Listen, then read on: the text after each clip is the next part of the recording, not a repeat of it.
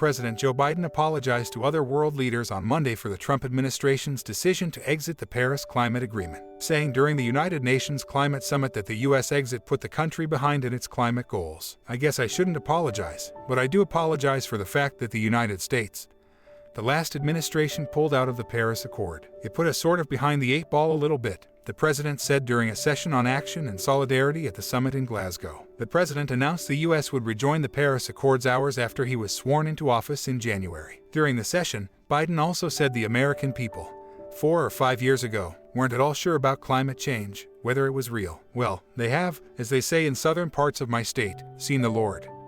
They've seen what's happened back home, the incredible changes that are taking place, and they're now finally seeing the sense of urgency that you all are, Biden continued. In his earlier opening remarks at the summit, Biden issued a plea and a warning to global leaders to take forceful action on climate change, even as his own climate ambitions hang in the balance. "Right now, we're still falling short. There's no time to hang back, sit on the fence, or argue amongst ourselves," Biden said. "This is the challenge of our collective lifetime, the existential threat to human existence as we know it. And every day we delay, the cost of inaction increases. So let this be the moment that we answer history's call here in Glasgow." The president said the eyes of history upon us, adding, "We only have a brief window before us to raise our ambitions and to raise to meet the task that's rapidly narrowing. This is a decisive decade in which we have an opportunity to prove ourselves." Biden, who is hoping to galvanize other countries to take steps in reducing emissions and keeping global temperature rise in check, told the group, "We can keep the goal of limiting global warming to just 1.5 degrees Celsius within our reach if we come together. If we commit to doing our part with each of our nations with determination and with ambition."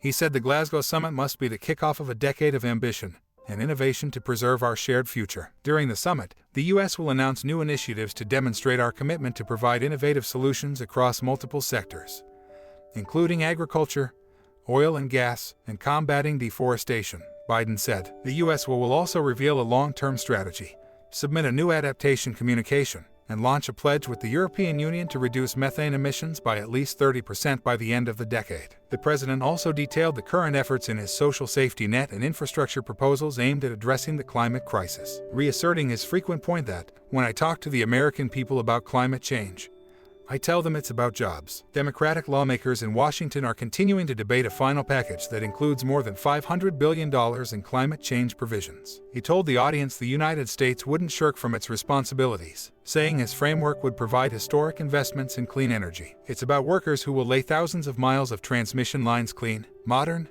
resilient power grid, the auto workers who build the next generation of electric vehicles, and electricians who will install a nationwide network of 500,000 vehicle stations to power them throughout my country, the engineers who will design new carbon capture systems, and the construction workers who will make them a reality," he added. Biden called addressing climate change a moral and economic imperative and in the self-interest of all nations. He also argued that recent volatility in energy prices are a call to action to diversity sources of power. The president arrived in Glasgow Monday morning and has several events lined up throughout the day, including a meeting with the president of Indonesia Joko Widodo and an afternoon reception with United Kingdom Prime Minister Boris Johnson. Just prior to delivering his speech Monday morning, Biden, who has been traveling overseas for days, was seen closing his eyes for an extended period of time and rubbing his eyes during the summit's opening session.